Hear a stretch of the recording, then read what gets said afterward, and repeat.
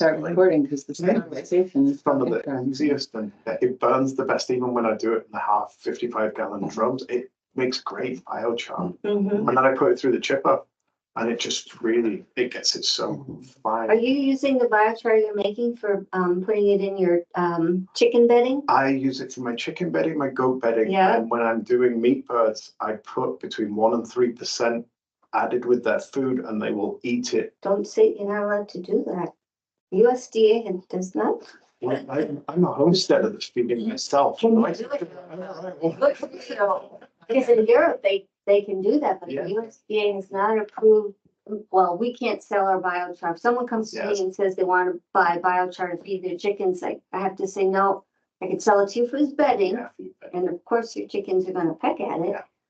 But I can't sell it as food. Yeah. So or supplement. Yeah. Why is that? Because it's supplement. Because No. It's just maybe it's not been tested enough. Right. How do they know what elements are in my biochar? And do I have arsenic in there? And now you're feeding your chickens arsenic, and It must be there must be a way of finding out, because active charcoal's been used for a long time in hospitals, right? Because it's the same active charcoal, it's just biochar, right? do you mean to as a supplement? Well, not as a poison control, right? Yeah. Because As a sulfur, right? Yeah, they use it in hospitals if you get alcohol poisoning. Not that I know, I've never been that far. Regular. I'm still working on it. Well, it has to be good Brit regulated. there, huh? So it would have to be regulated, which means it has to be, produced regulation in a lab, and what you produce today has to be the same as what you're producing tomorrow. So, Can't believe Luke's hands are cleaner than mine. There we go. we're gonna start. So, well, I think maybe, I don't know. I'm surprised my people who said they were going to come aren't coming. So, Alyssa and Mariah, can you see my slides on the screen? Sure. Should be sharing. Yep. Okay. I think we might as well get started, guys. So, thank you, everybody. I think we're going to have a lot of people listen to this recording. That's for sure. Thanks for coming, and you two people that are online. I'm Bevan Barbara Campbell. I do the outreach, community outreach for the Orleans County Conservation District. We'll talk a bit in a minute. I first want to thank Green State Biochar, Donna and Roger Peon for coming and really co-sponsoring this and really helping me a lot with planning and promoting and communications and everything. So really appreciate your time. I think online, my people online, you probably know how to navigate yourself. You can put questions in the chat or just raise your hand. We don't have a ton of people, so feel free if you want to talk or chime in at any point. Let's see if I can advance my slides. So we'll do some quick introductions for our speakers. Our first speakers will be Donna and Roger from Green State Biochar from Greensboro, and Biochar Basics and then some, I think you'll be talking about. And then we have Tom Gosselin, who's an environmental engineer using it in wastewater treatment, just to kind of show other applications. And then Dave Logic from NRCS will talk about it specific to NRCS conservation practices. And then we were going to have a lab technician, but we lost her due to illness from the USDA. So I have a great handout from her we can kind of look at and do some Q&A together. Okay, I remembered to press record. That's good. One thing. Just a tiny bit about the Orleans County Conservation District, maybe for you in particular, Tom. I know you guys clients of ours already of NRCS in the district. So we're the conservation district for Orleans. Every county in the country practically has a conservation district. So we do all kinds of services. So we help people a lot with program navigation. So accessing NRCS programming. We do a lot of water quality monitoring, soil and manure sampling, riparian and shoreline works, which is misspelled, tree plantings and stream restoration. We can help you with nutrient management plans, equipment rentals. We do lead locally led conservation planning, and we love our annual plant sale. I have a handout on it in case you need to buy some trees. Okay. We've been working with land stewards since 1946 in Orleans County.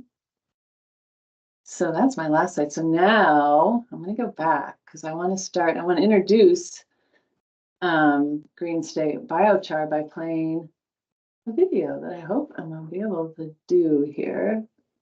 Oops, right now I can't see my, there we go. Yeah, help me.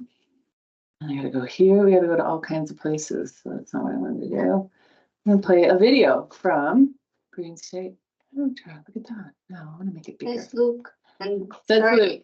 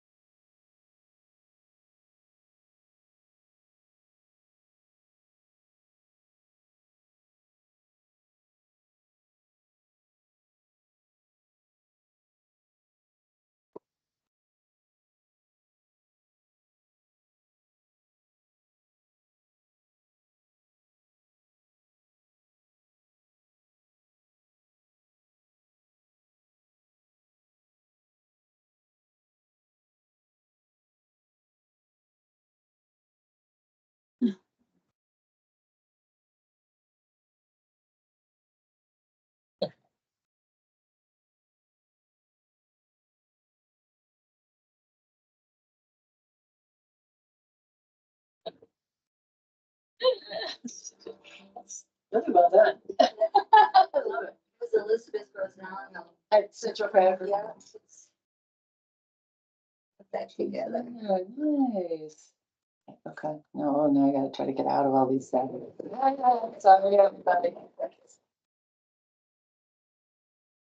Oh, goodness gracious. Okay, sorry, online people. Hopefully you're still with us. Let me bring you guys back up. Oh, there was another person that was trying to get in. Hi, Alex. Oh, it's Alex. Were you guys able to see that video? Did my screen share? Oh, hello. There's Alex. Hi, Alex. Okay, we were waiting for you, but then we went ahead and started. So I'm gonna now fire up Donna's slides. Which I got things in all different places here. So now I want to do slideshow from beginning. Okay. Now, looks like my slides, but it's your slide. Ah, So you. I'm going to introduce Donna and Roger Peon again from Green State Biochar, and Donna's going to tell us everything she knows. oh dear. So, I also want to thank you, Bevan, for putting this together.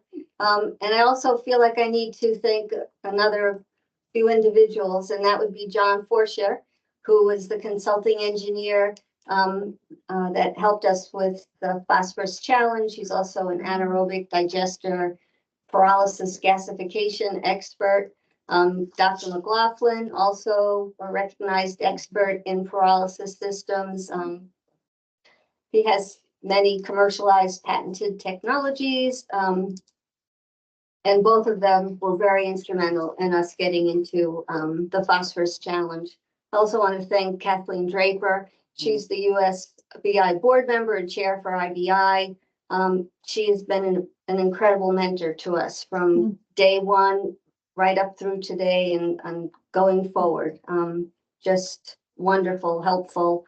There's the late Jack Glazer, who actually, Jack's Butterworks was once owned by Roger's grandfather. And Jack has just always, he's like a family member, and allowed us to play on his farm with the first biochar filters we put in. Just a wonderful human being. And we'd go there and he was always talking about the late Marshall Webb because they were good buddies. And so we only met Marshall a few times, but just from, you know, being with Jack, we really got to know Marshall as well. And Marshall was also just really interested in biochar as a product to use against global climate change. I also want to thank Alex DePillis, who's with us. He's Department of Agriculture, always sending me incredible information. Most of it I have to read 3 or 4 times before I can try and understand it. But he's always at the other end of an email or a phone or an in-person visit to explain them. And then there's Roger and Luke, because without them, they are boots on the ground, boots in the manure. And if it wasn't for them, I'd be here asking questions myself. And really quick before I advance that, I just want to make sure, if I could, I just want to make sure no one else is trying to get admitted. Sorry. Okay. Sorry, for some reason I can't do all these things at once. So I think we look good. Sorry, you have to stare at yourself for a minute. We are still sharing. Great. Yeah, just since people do come late. All right, ma'am. There we go. Let me get rid of that. Great. So our next slide is really what is biochar. For those that don't know, biochar is a carbon. Good biochar is 70% carbon. The rest of it would be hydrogen, nitrogen, oxygen, and other elements. And that all depends on the feedstock and the heat it's produced at and how it's produced. It can be made from any biomass material. We use wood chips. You can use nut shells, coffee shells, grasses, manure. All of those can be used to make biochar. Yeah. It's a lightweight organic carbon that's great. It's highly porous. It has a large surface area. Can't advance for some reason. Hang on. I don't know why. And this is Was that the next slide? Right. Good. That's the next slide. This is a pyrolysis unit, which actually works similar to the one you just saw, although it's a little more decked out. And you can see on the left how you're going to put in your feedstock, whatever that is, nutshells, grasses, wood waste. It's going to go through the system at very high heat, like 1200 degrees Fahrenheit, 0 to no to little oxygen, and it's going to send out either your biochar, syngas, which you can actually reuse, which we reuse on our machine to power our dryer when our dryer is going for feeding our unit, and also pyrolysis oil. What do you do? Well, you'll tell us what you do with the oil. We don't use the oil, but the oil is excellent. There's lots of things you can do with biochar. So much. So this is, we started making biochar, I guess, in 2016. And that's, Luke wanted to make the unit, and Roger and Luke went and made the unit. And now we're pumping out biochar, using it in these little filters at Jack's farm. And then the phosphorus challenge came up. And actually, we then got introduced to both John Forsher and Hugh McLaughlin's, who partnered with us to get into the Vermont Phosphorus Innovation Challenge. And there were 27 applicants and 5 groups were selected, and we were one of them. And the Vermont Phosphorus Innovation Challenge was an effort to see how we could stop water from, runoff from hitting our waterways. And then reuse the phosphorus, because, phosphorus is not endless. So we need to reuse it, find a way to capture it and reuse it as best we can. So then we went into the challenge and we designed that next one. If you get through that, We okay. designed these filters. We had to produce about 15,000 pounds of biochar for these 2 filters that we did at Butterworks Farm and the Wonder why. Wonder Why Farm in Cabot. Ah, Yeah, and that's what we did. We, designed these filters, got the biochar in the ground, had some holding ponds. We had to run the effluent in through the filter and out through the filter.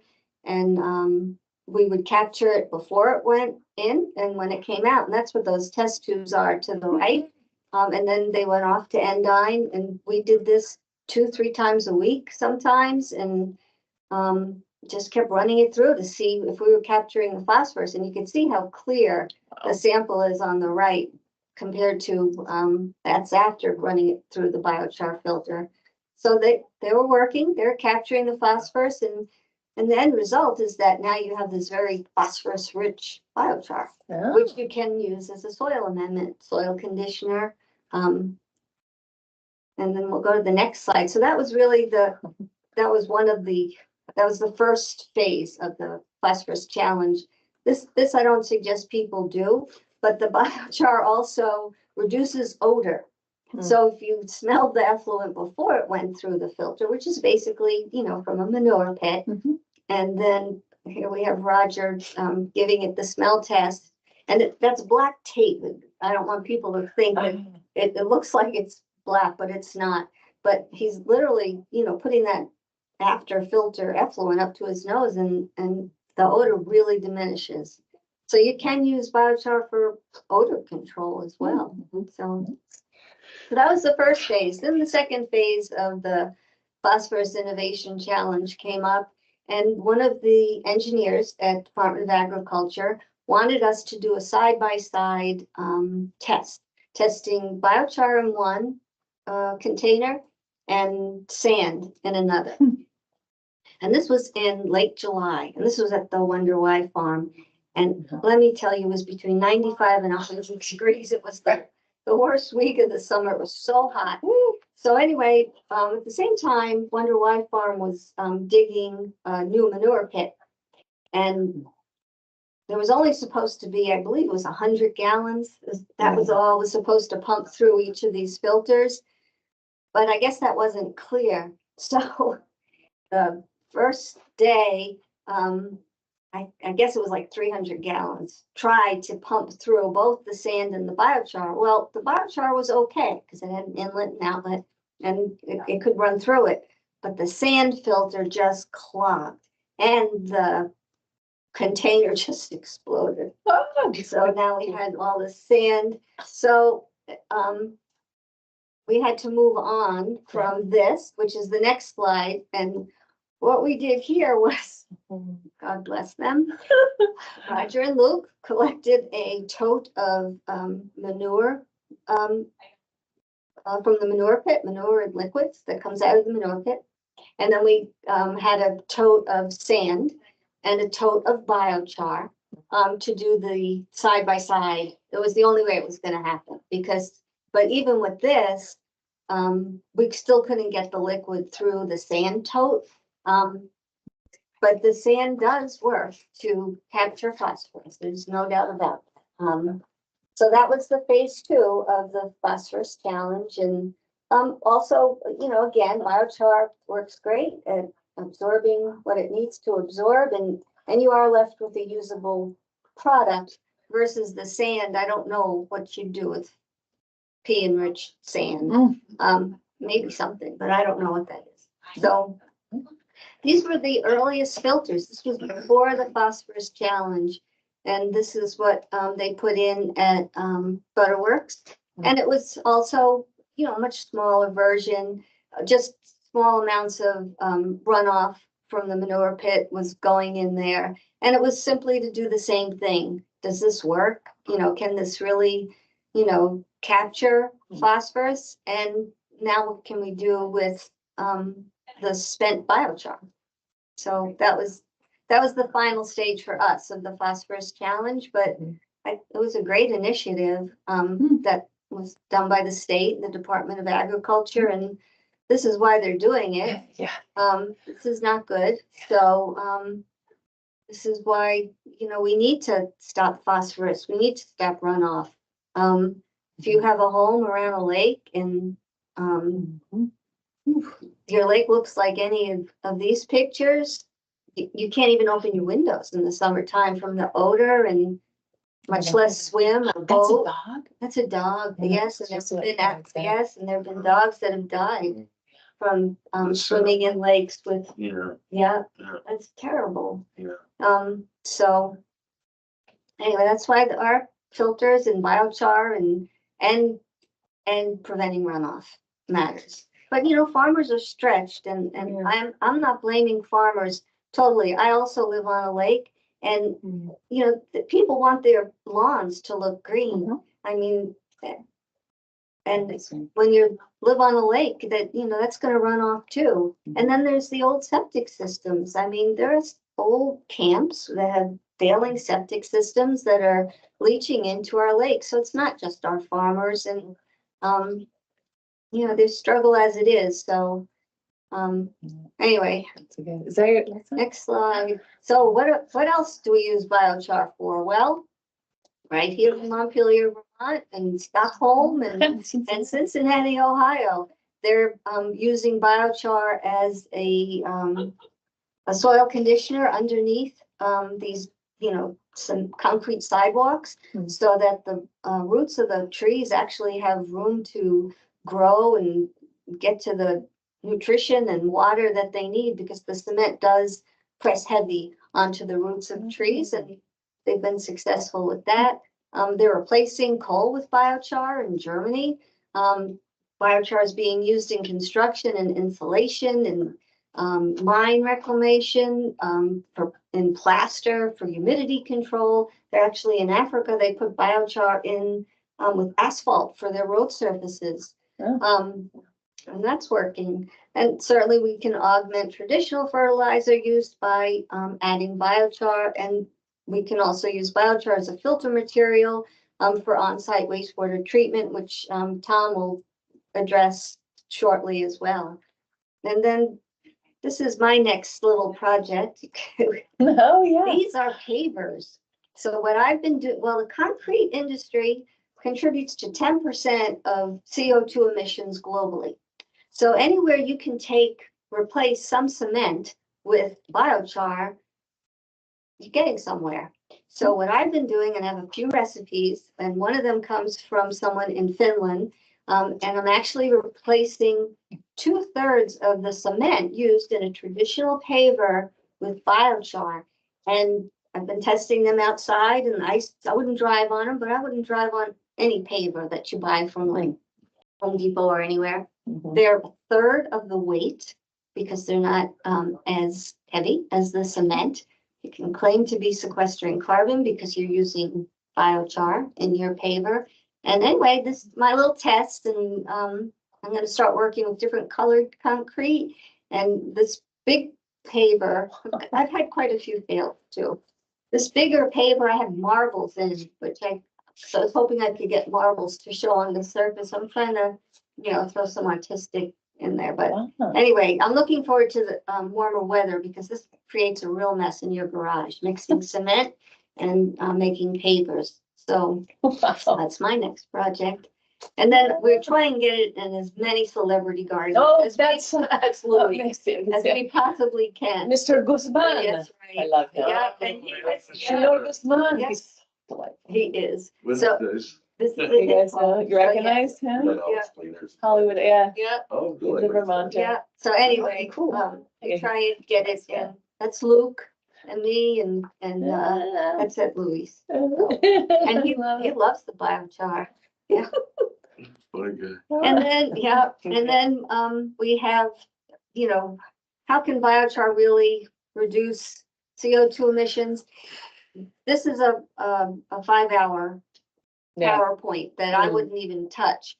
But this is a great article, great research paper, and they're claiming that the use of biochar substituting in different places, cement use, wastewater treatment, feed, emissions, can also reduce the CO2 emissions by 10% globally. So Yeah. that's just touching on, Energy as well, right? energy, yeah, yeah. So, I have that link at the end. Okay. You have it Oh, here. okay. We'll Yeah. share all the slides. Yeah, Yeah. okay. I was gonna Right. ask, could you go? I Did you did bring do a it? copy of the Is that your paper. last one? That's my last one. Okay, well, I'm gonna check on everybody since I can't seem to do that. Everybody online, are you hearing us okay? Excellent, okay. So next on our agenda, where are we at? Go back to here. Yeah, so we've got Tom Goslin is gonna talk. He's an environmental engineer with Prospect Environmental Services. Is gonna talk about using biochar in wastewater treatment, and I'm just gonna make sure we can see you. So I'm sure we can. Yeah, where are you in this camera? It's flipped on me. I want to wait. Okay, hang on because I see Dave. Go that way. I can't. Oh, I turned it the wrong way to get you done. Oh, I think it's like mirror flip. Okay, take it away, Tom. Tell us what you've been up to. What you're doing. Okay, yes, I'm Tom Jocelyn, wastewater engineer. 10 years ago, I retired from the Vermont Department of Environmental Conservation. I worked with municipalities all over the state. Formed Prospect Environmental Services to do research and consulting. I operate a small independent water research lab in Jericho near the Red Mill, if anybody knows where that is. Yes. Started leasing space over 7 years ago, spent 5 years renovating the space and working part-time as a security guard to pay for it all. Started active research about 2.5 years ago. I started with 2 parallel columns, concrete sand and biochar to treat wastewater. What I'm focused on is removing nitrate nitrogen, which is a regulated drinking water. It's a groundwater. It's a regulated groundwater contaminant, and there's a drinking water standard for nitrate nitrogen. There is a condition called blue baby syndrome, which is basically in infants where their metabolism is not fully developed. Nitrate, which is the oxidized form of nitrogen, can basically displace oxygen in the bloodstream, and they can basically chemically asphyxiate. That's the blue baby syndrome. So it's sort of the liquid analogous to carbon monoxide poisoning, but it's in the liquid medium. So I used I made concrete sand. Basically bought some concrete sand from local home improvement store. Filtered out the smallest fines. I got biochar from Vermont Organics in St. Albans. I believe the char was made in a kiln, and I believe it was made from buckthorn. And it was kind of in a very raw form. I basically processed it and ended up looking like a coal miner when I was done breaking it down, running it through screens. It was, putting on a plywood, pounding it with a hammer and running it through a screen. It was a mess. And I'll never do that in the garage of my condo again. Oh my God, yeah. But anyway, so this report that I just passed out is a summary of kind of my phase 1 research, which was basically the first 6 months results. And what I found in the first 6 months is that I tested for total nitrogen. And what I found is the biochar column significantly outperformed the sand column for removal of total nitrogen. I did not find that to be the case with phosphorus. Also measured total phosphate.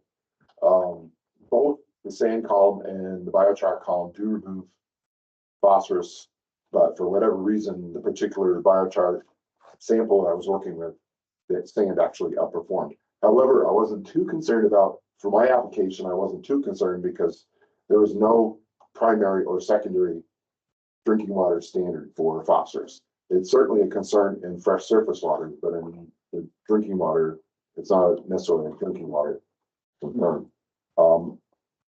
Conventional septic systems are fine for what is called secondary level treatment. They'll remove most of the carbon, they'll remove most of the turbidity, most of the bacteria, but they're not, conventional systems are not terribly effective for removing nitrate nitrogen. In Vermont, I have not heard a lot of concern about nitrate nitrogen. Basically, our water wastewater rules run well over 200 pages. They're very complex, but I think the word nitrogen comes up maybe 3 times in that massive document. However, I have talked to some talked to some people on Cape Cod who are very concerned about nitrate because it's a groundwater contaminant, and also unlike in fresh surface waters where phosphorus is the limiting nutrient for algae growth, in salt water it's nitrogen. So I'm kind of focused on their needs, although I think my research could also benefit basically anywhere where we draw drinking water. And 55% of Vermont being one of the most rural states in the country, 55% of our population is served by on-site wastewater. But we address it by separation distance. But we really, my experience has been in an above ground wastewater treatment, so I feel like I understand the wastewater treatment process. But in the on-site world, it's more prescriptive. I don't see a lot of attention or research about the treatment process in septic systems. There is a research site on Cape Cod that I have listed. There's a handful of research sites across the country, but I wouldn't say there's a lot going on in that field. So anyway, so after the 6 months, and I think the reason that the biochar column did so well in the first 6 months, I think my suspicion is that there's a chemical absorption process going on. What I'm looking at now is more biological removal of nitrogen, which is really more, I mean, the problem with adsorption is that in a column, there's going to be a finite number of absorption sites. And once the sites are used up, you kind of out of luck. With a biological process, it's more continuous. Nitrogen removal is basically, it's complex, but basically it's basically the transition is from complex organic nitrogen to ammonia, and then nitrified to nitrite and nitrate. So nitrate is the oxidized form of nitrogen, but to remove the nitrate, you need to go through a low oxygen environment to get to atmospheric nitrogen. So basically the atmospheric nitrogen it's released from the system. I mean, 78 or 79% of the air we breathe is atmospheric nitrogen. So what I've been doing since spring of 2022 is basically continuously feeding the columns. What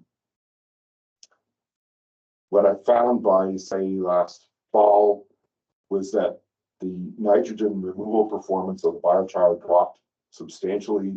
However, it was still, it was about, same columns removing about 8% of total nitrogen, and the char columns were removing about 16% of total nitrogen. And that's in an aerobic environment, which is not ideal for nitrogen removal. For nitrogen removal, you need high carbon, you need high nitrate, and you need low oxygen. So I realized what I need to do is I need to cut back on the secondary level treatment. I need to basically, I need to scale back so that what's coming, I need to create a dedicated denitrification zone, which conventional septic systems don't necessarily do that. I need to cut back on, I need to have more carbon going into a denitrification zone in order to get the transition from nitrate to atmospheric nitrogen. So I'm basically kind of scaling. So I started out, I visited the Mass Tech is a septic system test site on Cape Cod. They are working with 18 inches of sand over a layer of 18 inches of sand plus wood chips. as far as I know, they're not really doing anything with biochar. So I kind of started, being a newbie, I kind of started with, okay, 18 inches of material. And what I realized is I need to cut back on the depth of material in order to have more carbon going into a second stage of treatment. So I'm now working with about 2 inches of sand instead of 18 inches of sand, and I'm finding just those first few inches of sand are really doing a lot of treatment. Kind of put the biochar on that column's inactive right now, but I'll be getting back to it. And then what I'm doing is I brought in the second refrigerator into my lab. I'm working with, I'm working with a proprietary treatment system. This is a section of, I don't know if anybody can see this. Oh, yeah, let me double check. Hang on. Yeah, I could try to move this thing. Oh boy, makes me nervous. Let me look on here. Okay, so this is one of many. There are many different proprietary systems in for septic leach fields. This is by Presby Environmental. It's a corrugated, large diameter slotted plastic pipe, and their treatment process is basically wrapping. Okay, this is a pad that goes underneath the pipe, and then you have kind of wrapped around it. You have this thing's a mess, and I need to talk with them about that. But Oh yeah, so basically, they have. You can see this. yeah, that looks good. I can see that. There's 3 treatment layers. The pad. This is what's called the advanced enviroseptic pipe. Pad underneath, loose fibers, which are mess, and then geotextile wrapped around the whole thing. So basically, I have 3 layers. And basically, the idea is that these media are they're areas where microbial growth can occur, because as the microbes grow, and I'm still seeing as I've been feeding I cut some 9-inch length test sections of this pipe, and I've been feeding sewage to them about a month now, and I'm seeing the water quality is slowly improving as the biomass builds up in this pipe. But there's a lot more carbon coming out of this than there is coming out of like 18 inches of sand or biochar, which I need to have more carbon coming out to go into a denitrification zone. So, and then I'm planning to convert my columns. I'm putting blind flanges under the columns and plan to saturate those to create a low oxygen environment. So I know it sounds complicated, but it's a work in progress. This is going through this is the water coming through the septic system, and then this is the final. This is a distribution. This is cross section of a distribution pipe. Right. So I'm finding that this system does provide some treatment, but it's really more of a distribution system. I mean, the sand is really, I think, is doing most of the work in the sand mound. The sand is an excellent medium for growing microbes for treatment. And is there any lifespan on the sand? Is it endless? It will just keep improving? I would expect that it's going to basically stabilize at some point. I'm still in the first month of feeding, Okay. so I'm kind of watching the water quality is improving, but it's going to reach a stability point. Once I get to that point, then I can start feeding my denitrification columns. But I'm kind of working on getting the right liquid going into the denite columns. Makes sense. Okay. So I'll probably put like 1 inch or 2 of sand underneath this. I know it sounds complicated, but Very cool. Are those tube filters under pressure? no, it's all gravity. It's all And basically, my approach is to see what can be done to maximize nitrate removal in all gravity systems. There are some proprietary systems out there that have power. They're basically mini treatment plants in your backyard, and what they do is they recycle high nitrate back to the inlet. So they have high nitrate coming into contact with high carbon. But when you don't have a powered septic system, you can't do recycling. So you need to create the right material going into a denite zone in the first place. So it's challenging. And I don't know how this is all going to play out. It's a work in progress. Those cone filters, could could you use them for removal of like BODs in beer facilities or tofu facilities? This plus sand is very effective for removing carbon. But it's not necessarily, because Presby really pushes aerobic treatment, but the problem with all aerobic treatment, if it really doesn't remove nitrate that effectively. It's great for what we call secondary level treatment. So you're still getting at that leaching. Yeah, you could, in the first 2 years of research, I was seeing out of both the sand column and the biochar column in an aerobic environment, which is not ideal for removing nitrate. I was seeing very high nitrate levels coming out of both columns, like multiple times.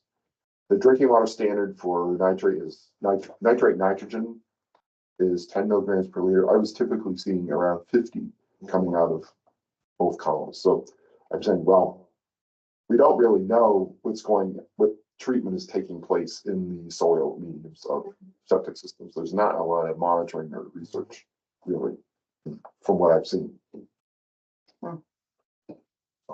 So I'm hoping in a few weeks to months, I'll have produced a product that I can start feeding into denitrification columns. So I'll be parallel testing sand and biochar. The reason, well, other researchers have found that biochar is very effective for removing trace organic contaminants, and also it's used for odor control. In a septic system, if you have pharmaceutical, anything gets dumped into a septic system, could be pharmaceuticals, trace personal care products, that kind of stuff. That can really affect all of the. It wouldn't necessarily poison the microbes, but it's not really. I mean, this is not specifically intended to remove trace organic contaminants, and biochar may be more effective for that. So I'm not doing testing for trace organic contaminants because that testing is very expensive, and my research to date is self-funded. I hope to change that, but. Do the geotextiles act as a charge in any way for when? That I don't know. It's basically a medium for microbes to grow on. Yeah. So I have actually in my second refrigerator, I have two sections. I have one type section with just the geotextile, which is the big called Simple Septic, is the trade name. And then I have another section with all three layers. So I want to compare that to figure out what's going into denite. And I haven't started working. There's another product that's not biochar. It's an inorganic called foam glass gravel that's produced by a company named Glavel Incorporated, and they have a plant in Essex Center, Vermont. They take recycled glass powder, run it through an electric kiln, and what comes off a conveyor belt is basically, it looks like a volcanic pumice, and it's an insulating material. It's used for foundation insulation. It's being used the East Monitor barn in Richmond, Vermont. They're using that material for foundation insulation at that project. I want to use some for my pavers, actually. So the microbes work better if they're warm enough. So, and also the solubility of oxygen goes down as temperature increases. So I do want to look at that other product to see if the solubility of oxygen goes down, will that help denitrification in a dedicated zone. But I haven't worked with that product. I'm only working with sand and biochar right now. So it's, as I said, it's very much a work in progress. But I'll pass around a sample of that other product, but it's not biochar. It's another thing. But I have found that the biochar does seem to have a little bit more insulating value than sand, which could be a plus as well for keeping heat. Although I've tried different temperatures, I've run processes at different temperatures, and I do see a decrease in treatment as temperature declines, but not as, I've run down as far as, I go down as much as down to 55 degrees Celsius or 41 Fahrenheit. And, I do see a decline in treatment, but it's not as much as I would have expected. Because the other thing that's happening is at low temperature, solubility of oxygen goes up. So there's plenty of oxygen there. So if the microbes have enough oxygen and they're not totally frozen out, they can do fine. And I wonder if I could make an announcement. Yeah. Okay. 2 years ago, I joined an organization called Vermont Woodlands Association, Okay. which is a private association for private woodlot owners. I've attended a couple of their annual meetings and I've not heard and read their publications. I've not seen reference to biochar. I hope to change that. At the annual meeting last fall, I won a silent auction bid for a lunch face-to-face with their executive director, Kate Porter. So we have set up a lunch for March 27th with Kate. I've invited Donna and Roger, and if anyone else wants to join us, I'll pay for lunch. We'll try to kind of get that going. There's really not there's an international biochar initiative. There's a U.S. biochar initiative. I've written to Tom Miles, who is the executive director of USBI, and inquired about setting up an affiliate in the northeastern United States. And he basically said, "Don't waste your time. Been there, done that." So it's been challenging. There's really not a lot of biochar activity or awareness in Vermont that I have run into. No. So we don't need to We want to change that. figure out how to promote it, yeah. Awesome, well, thank you. Thank you so much. I guess we could keep going and then do questions unless someone online is. Maybe Dave, you want to go next, or I can do that? Yeah. I can do it. So we've got Are you Dave. doing questions as you go or just at the end? I think, well, we only have a couple people. I mean, I think we can wait. Online people. Oh, yeah.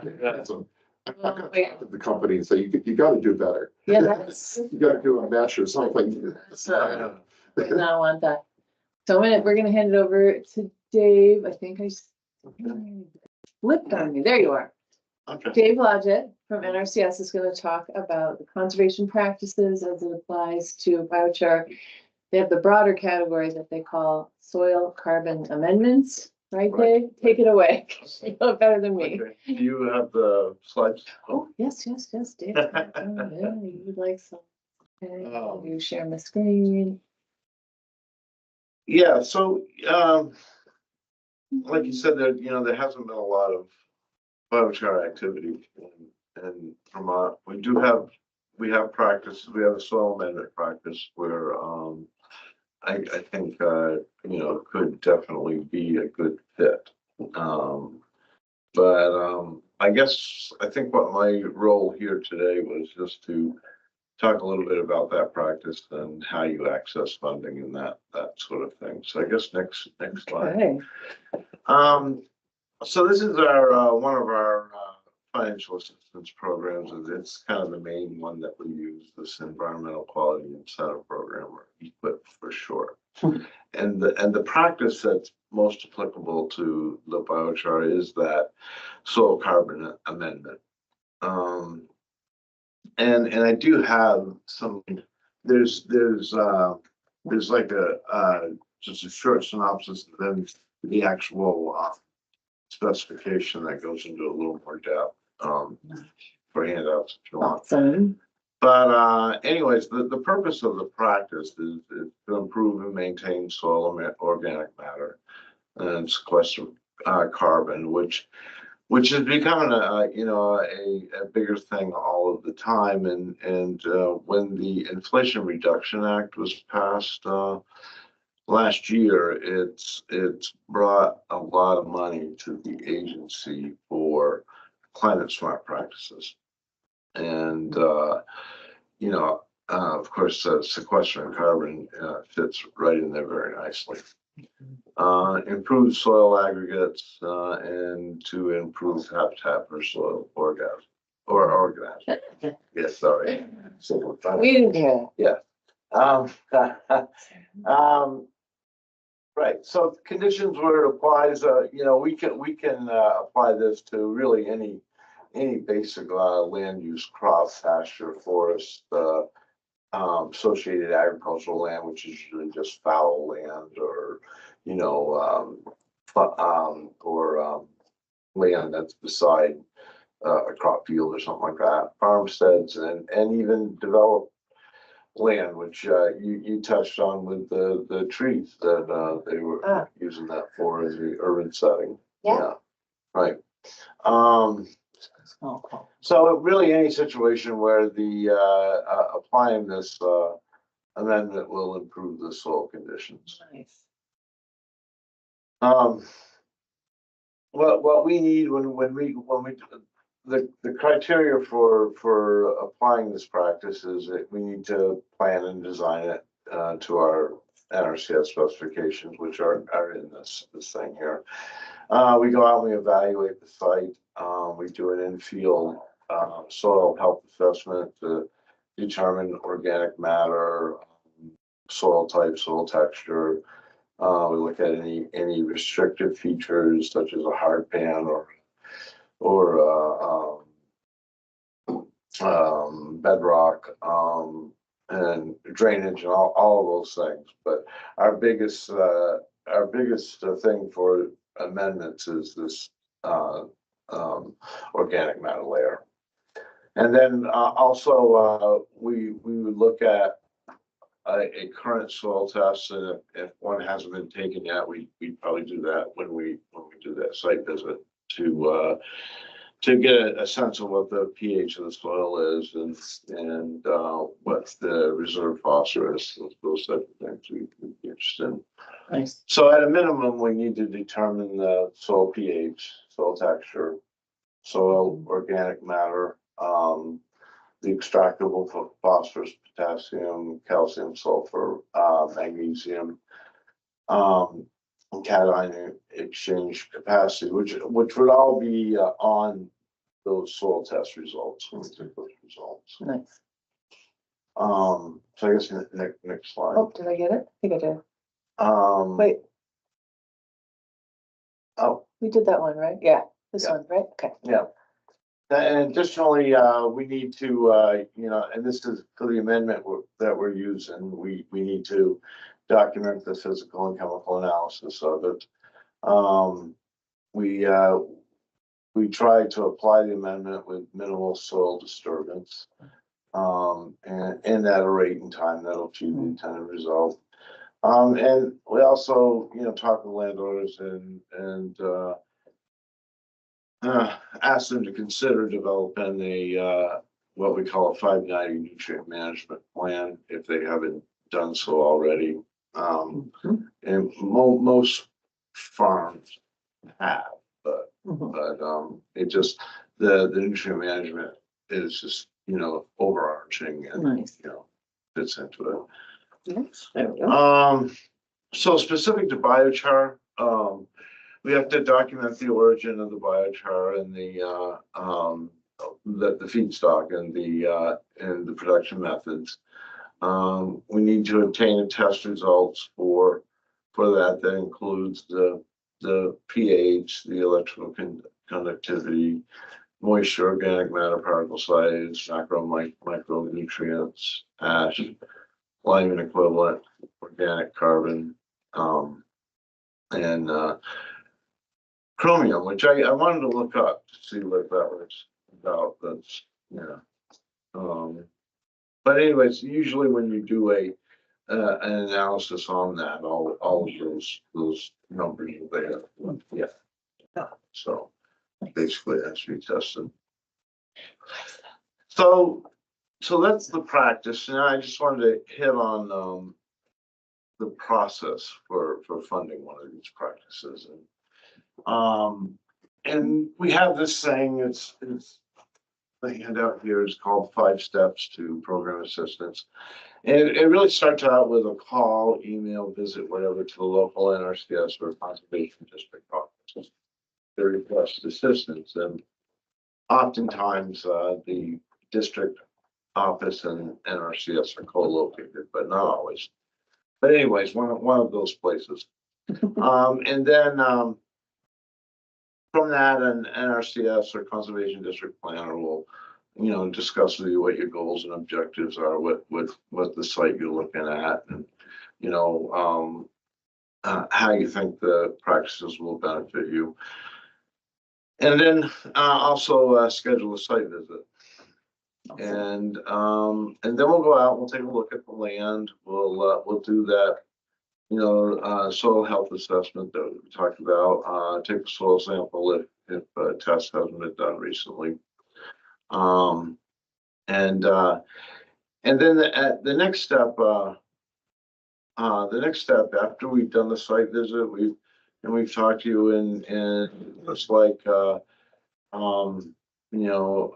financial assistance is a good fit for you. Then we'd have you fill out a program application. And either district or NRCS can do that, can help you with that. Once we have the application. Can I jump in on Sarah's CTA? So is this us more than you? This is for initial, if someone Yeah, it can be that, or it can be an actual program would be fan. application, like an equip application, but. I'll show that too. You know, Okay. either way, once you have a financial assistance application on file, the next step, if you haven't done so before, is to establish farm records with the Farm Service Agency, which is our sister agency and is co-located with us. And what they do is they work with you on how your business is structured, whether you're an individual or a LLC or a joint venture or whatever your business model is. And also they'll record your land boundaries and assign what's called a farm and tract number. We use that to do all of our planning. So in order to do financial assistance, we need those numbers.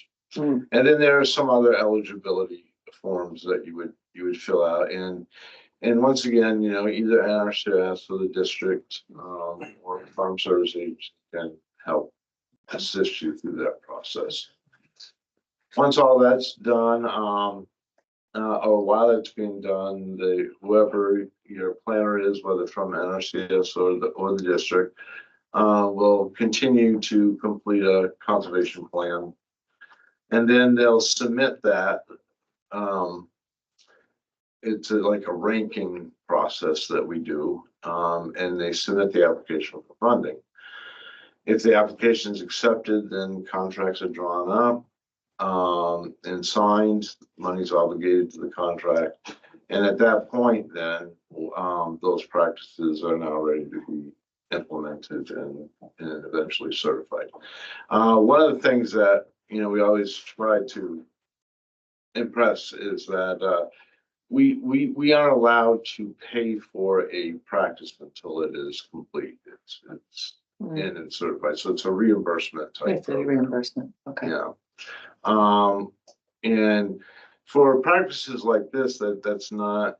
I mean, you have to buy the material, but you buy it, you put it in, we certify it. It's a pretty short turnaround time. You're paid by the acre or by the. Well, and we'll get to that in a second. Yeah. Coming up. Okay. Yeah. Next. Yep. So just a little bit on timeline. NRCS generally has one funding round each fiscal year.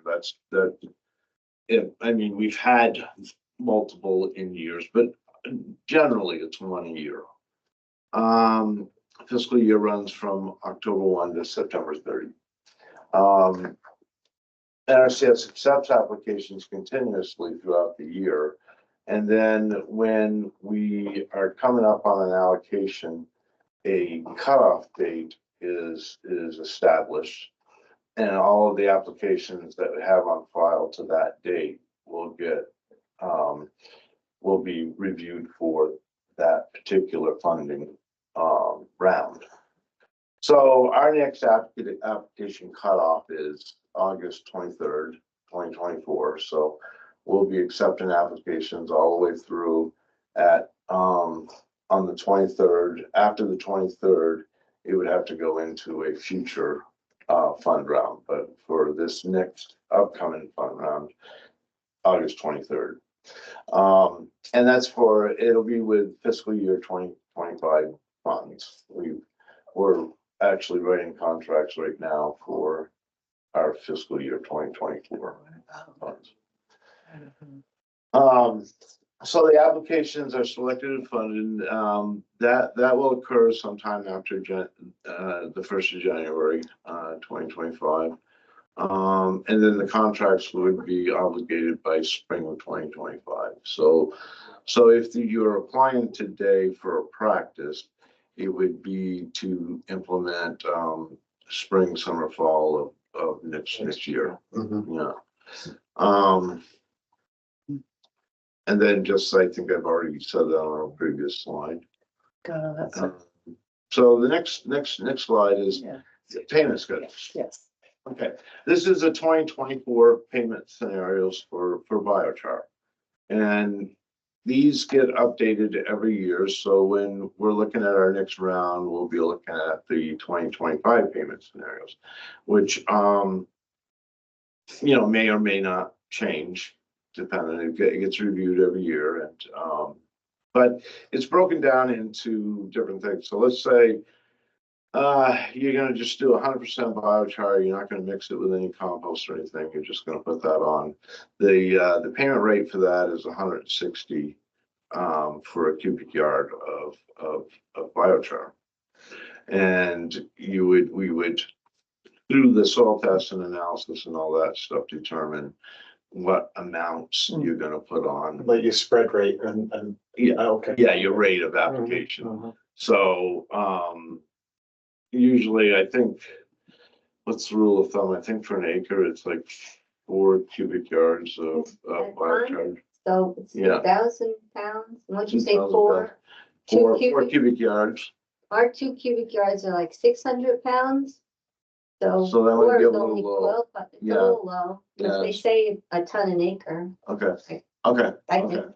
So I'm a little low, but anyways, well, let's say it is a ton of acre, then we would break that down into the cubic yards, and it would be, if it was 5 cubic yards, then it would be 5 times that 160 per acre.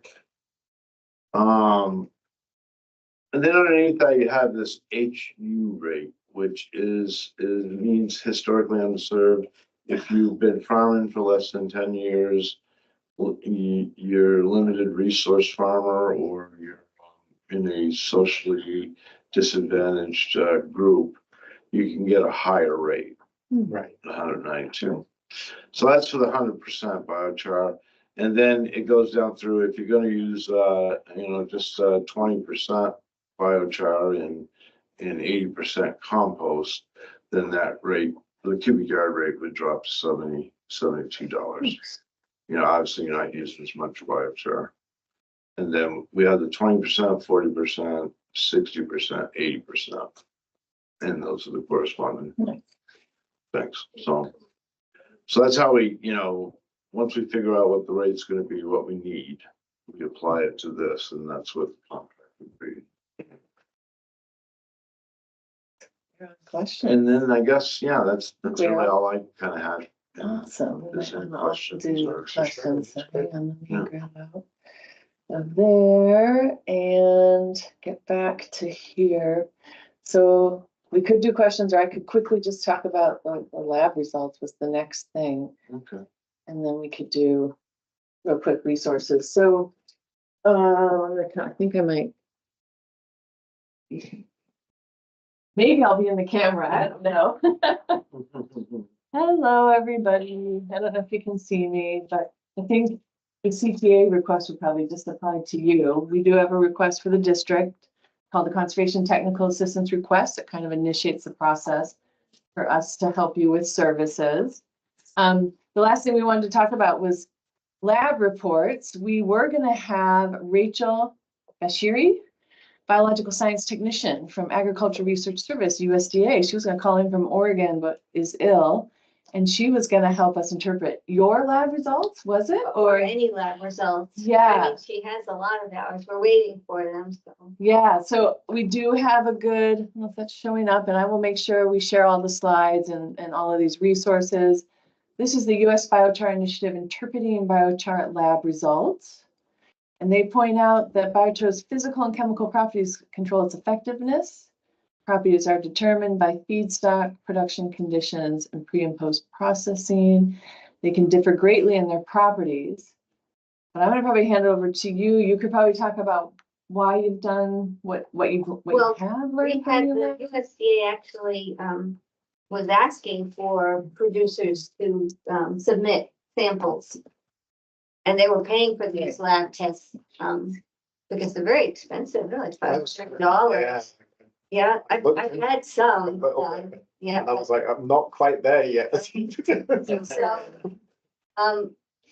it's just interesting, and, we have the lab reports mostly are biochar. And then biochar pulled from the filters, and that's being done by the same lab that's doing it now, that we sent all our new biochar.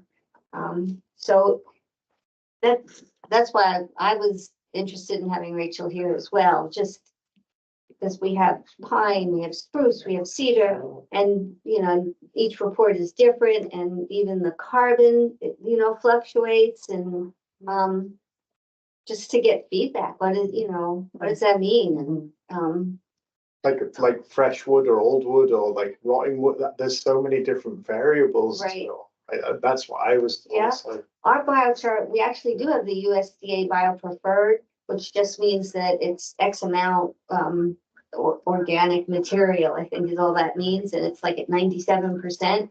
And it really should be 100%. This much I do know, and I know this from Hugh McLaughlin, because I was like, how could this be 97%? Well, they have this, what they call the atomic measurement in there. So if your wood chips that went into the kiln were from a tree that was older than 1960, they actually apply this atomic calculation to it. And that's why it was at 97% instead of 100%. So it's pretty interesting. Yeah. So, but no, I have a lot of questions, you know, about what do they mean? What does it mean? And the thing with our biochar, it is mostly single sourced, meaning that the logger is giving, because they just cut spruce or they just cut cedar. So it's like single source material versus these much larger producers. Everything's getting thrown in there. So that's gonna make a big difference. Yeah. Even in all the elements that are, you know, showing up in the biochar. So there's a lot more that has to be done, you know, is a single source better than a mixed bag of it? And Or is it? Yeah, I understand. right. I've been searching for the same kind of, and there is places in other countries that are doing this stuff also. And like I Right. said before, I've been researching, but there's only so much time in the day you have to go and Well, dig it's into. that these producers that are, you know, be making 1,500 to 2,000 tons per year are really gonna have to do lab tests on every batch. Right, So you know what you're selling, right, like milk or anything else that we. Exactly. right? So, Because how often are you getting that lab test done? not that often, because, people aren't really asking for my lab test. But when the USDA said, send us 3 different batches and they were gonna cover the cost, we've had this done also by University of Nebraska, did this about 3-4 years ago. I think that's. They did it for free. So I was able to like, okay, Yeah, that's great. send it in. All right, let's get it tested. So, Right. yeah, the testing is not something that, if somebody wants a test, actually, I did have somebody that asked for quite a lot of biochar and wanted the lab test, and I told them what the price of the biochar was. I said, but I'm gonna have to throw in this $500 Oh, is this for the test, if that's really what you want to see. So, Yeah, great. Well, we do have that. I will definitely share all these links to the online Thanks. That's people. great. Yeah, and I have this last slide with all kinds of resources, contact information for us, some articles and YouTube videos, Green State Biochar's website, and Tom's website, Prospect Environmental. So we will share all these slides with everybody in a follow-up email. And I have some events, one to let you guys all know about our plant sale. We do have a wetlands and tile drains workshop coming up on April 9th. And our conservation fair, this might interest you, Tom. We're going to have guest speaker from permaculture expert Mark Krosdick from Keyline Consulting and Megan Giroux from Interlaced Commons talking about permaculture, tree care, and agroforestry. at our conservation fair on May 4th. So I'm just gonna see and open it up to questions. When's the pickup for the, Plantel pickups on May 4th. oh, okay. Yeah, let me bring our guys back up to make sure that these guys are. Here we go. Does anyone online have any questions? I think you're just gonna have to stare at yourself. You can unmute if you want. Yeah, go ahead. Go ahead, Alex. Can you unmute? Yeah, can you hear me? Yes. Great stuff. Thank you, everyone. Fascinating. Marshall Webb, may he rest in peace. He kind of inspired me on this stuff. We had a conversation one time, and this is a preamble to what I'm going to sort of ask about or request. He said, biochar does this, it does that. You know, it solves so many problems. And I exasperatedly said to Marshall, the problem with biochar is it solves too many problems. So, you know, remediation, right? Soil organic matter. You know, potentially it's a building product that reduces, you know, on and on. And so I've been approached from a lot of different people, and for a lot of different reasons about all of the things that biochar can do. I am particularly fascinated with it because it's a natural solution. It's a nature-based solution to to climate change and climate adaptation, and has all kinds of possible benefits. What I zero in on, yes, I'll do this survey. Let me click on Oh yeah, it don't worry now. about that. I just want to have it clicked on so it's open. I don't have to think about it. Perfect. So what are we going to do with this stuff? Like, where to like focus my effort? Because you know, life is short. So what I've really focused on, and this is again leading up to my question, is nitrogen. And the reason is it makes sense to me, right? We have carbon to nitrogen ratios in compost. You throw, you know, 5-10 buckets of sawdust in your garden, you are not going to see very green leaves. You're going to starve your crop of nitrogen because it gets quote unquote tied up. Okay. So I'm not the soil person, but I know that if you have a bunch of carbon, it ties up nitrogen.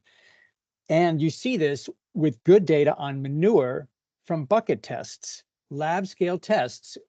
Great study by Mark Doherty, I think, or something Doherty, anyhow. And they measured how much less ammonia was coming off manure that was covered by a layer of biochar. You can do this with high carbon wood ash and it works. So that's great. I love that effectiveness of capturing something that's being lost and that farmers have to buy in, right? Nitrogen is something that for corn anyhow, you're shy on. And so I love the fact that you can not waste nitrogen, which costs real money, and that you are saving this valuable nutrient. So what I want to know, and this is what is like really hard to come by, and I'm going to show you a little picture, is this. So where do I share here? Share. Yeah. You know how to share? Yeah, sharing right now. Here we go. Fire, quick share. So everybody here, not everybody, but people have talked about removal, okay? I'm going to question that word because removal means it goes somewhere. My question is, where does it go? Right now, you've got this biochar tied up a bunch of phosphorus, or the sand did, or whatever. Now, what's the disposition? What's the fate of that nutrient that is now in a different form? This is called the Sankey diagram. It describes how things change, right? Where does the fraction go after it goes through a process, right? Persistent, labile, is it in the compost? Is it, you know, whatever? Is it has CO2 escaping? All these things. It's a Sankey diagram. It's easy to do. I can send you a little Excel-based program. What I want to know is when you have this stuff, like, let's not just talk about the tests of the biochar. Let's talk about all this wonderful flow that's happening. Like, Donna's great. She did all these tests before and after. Like, what's in that biochar? How could it be used? Where is all this NPK going? Like, I think this to me, anyhow, is really key, is understanding the fate of these nutrients and how can they be used? And I was fascinated by the whole thing with sand. Like, that blows my mind that sand is pretty effective in a lot of ways. it also resonates with me because I kind of knew about that. Like there's this sand filters, right? Tom, I'm looking at you. Schmutzdecke. Tom, you ever heard of a Schmutzdecke? I've heard the word. So it's that layer on top of the sand where all this microbial stuff is going on. There's like tons of weird stuff living in there. Hypogeal, whatever the word is. Like there's all this stuff happening in that layer. But what happens to the nutrient that we've captured? So I'm really intent on like the fate of these nutrients and capturing nitrogen. I think biochar is really cool for that.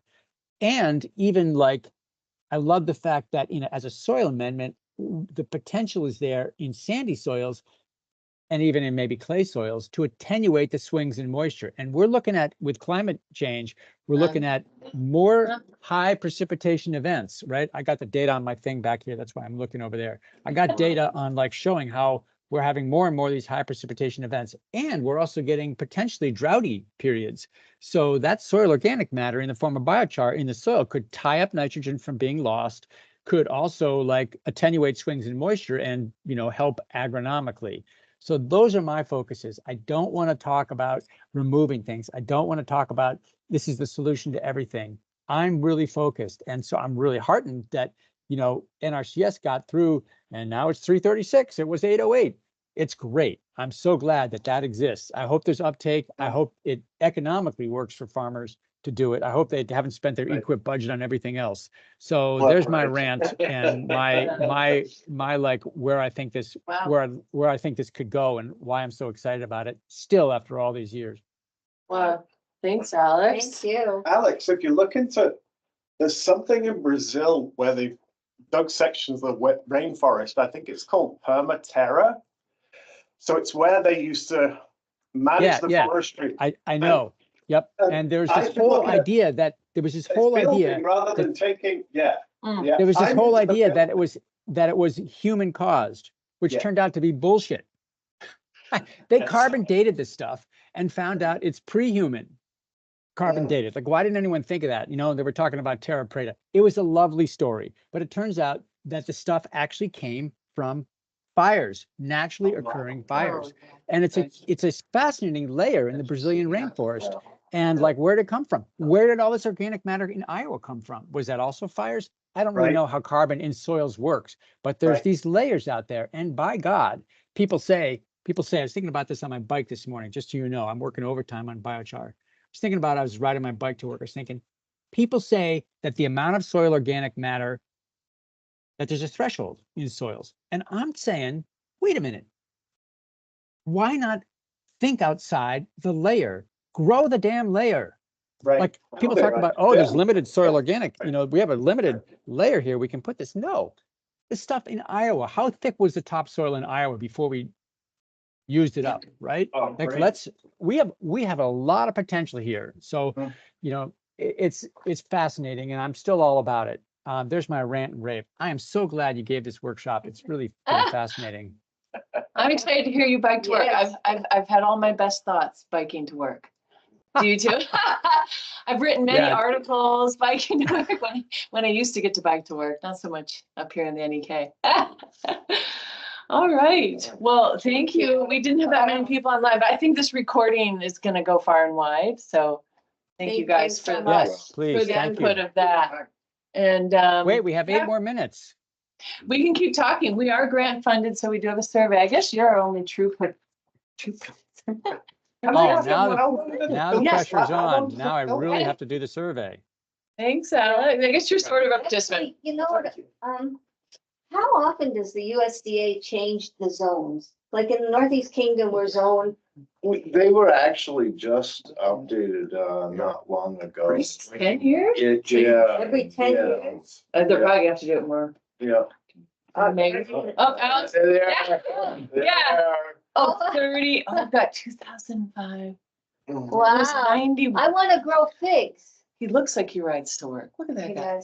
I've seen there's a guy in New York State that built a greenhouse system that's underground. It's on a YouTube video, and he's growing figs. Well, because we're working on one too, but I want to grow it out. Have you seen it? Well, it's an indigenous practice to grow build- below the. It makes perfect sense. Yeah, Right. because of the climate, because you can control the climate. Right, geothermal sort Yeah, of. right. Actually Right. insulating the Right. ground, putting the pink board insulation in the ground to put the fig tree in, so it's even got insulation around. And USC is actually looking to maybe bring that into their suite of practices as an indigenous type. That's That would be really wonderful. cool. Yeah. Yeah, it's something I've looked at. Yeah. One, Yeah. I've got so many projects. You sound like you. Yeah. Well, I wanna grow figs and I have trouble getting the growers to mail me fig trees. Because of the- Because I'm in the zone, oh no, we're not gonna, so I have to ride to New York to pick up fig trees, Right. Right. but they will, They won't will. guarantee that. Right. So how are you keeping them over winter? Well, I have one in the greenhouse, I do Okay. have one in the greenhouse, I have one inside. I've got 3 more coming and we're gonna actually build one of those like earth firm greenhouses. Yeah. I I was thinking about using the energy from making biochar to heat greenhouses, because there's people that Yes. doing wood kiln dryers, and yeah, it's like, why not use that energy with making biochar or charcoal? Yeah. Or charcoal's something I've been making, why not put a fish pond in it too and. yeah, and do the whole Yeah. thing. We were thinking about that. So how much energy does it take? Well, I to was in run fish it? farming for Yeah. 30 years. Oh, you Right. are? Wow. In salmon farming for 30 years. so. Wow. White perch or tilapia. Yeah, Real it would fast. grow I bet so perfect. cool. Yeah. I wonder why Eat off else the that's gonna tomatoes time on out my top. Yeah. wood. Use this, recycle the fertilizer back straight into the. And walk on my pavers all the way to There the you go. greenhouse. Love it. This is your simple, oh, your Sankey. Okay, I'll definitely share that with people. Thank you so much. All right, Yeah, wait, be I have one more thing good. I have one more thing One to more thing, share. Alex. One more Yeah. thing. I got to show you something. You guys are all talking about your figs. Yes. Uh-oh. We want this This to is- like Where is hard. Alex? Thank you so much. He's in Montpelier, he might be zone Very 4B. Yeah. All right, yeah, I might be. So I tried to Sherry, attach I'm a, in Orange County, tried to Orange upload a County, file yeah, there. I'm in Orange County, so. Oh, you're uploading it to the chat? I Yeah, got the did that Sankey. work? I got the Sankey, yeah. So it's all no, very how new. how about the We're next, doing a oh, lot wait a of minute, here you go. Go again. redesign on the I house forgot and to it press the went button. fast. There you go. Yeah. There's your Oh, picture. okay. Oh, you should. Wait, how do I show it? Oh, Oh, wow. Yeah, thank you. Yeah. That's Is the awesome. host, is this your fig? That ain't no fig. Oh, what is it? Asimina triloba, pawpaw. Ha, Oh, nice, that's Alyssa. fun. Ah, Alyssa guessed it. Thank you. That's in my yard. So Really? speaking of zones, right? I mean, there's always microclimates, but this is so you know, we gotta adapt. And this is my infatuation for what it's worth. It's pop-up, yeah. And that's from, but aren't the pawpaws in Michigan or no? What's the pawpaw grows in what zone? I think you can grow them. Yeah. Mhm. I mean, there's different varieties of pawpaw, but you know, I'm trying to grow it up here. This was the first year I had fruit. It thrives vegetatively, but this was the past year was the first year I had fruit. Anyhow, so yeah, things you are wrapping changing. it? It's interesting. Yeah, are you wrapping it in the fall, in the winter, or no? Are you bringing the plant inside? All right, fine. I'll send you some seeds. Is that what you're saying? You want me to send you some seeds? Most importantly, are you using biochar? Yeah, absolutely. Biochar. Wait, that's the answer. Biochar. Biochar. Why didn't I think of that? He's clever. Funny, well. Thanks, Alex. Thank you, everyone. Thank you. Thank you. Nice to meet you. Thank you so much. I will definitely share all the resources and recording. Thank you, Alyssa, for joining as Bye, well. Alyssa. Thank you. Okay, bye, Shiga. Thanks, Alex. Bye.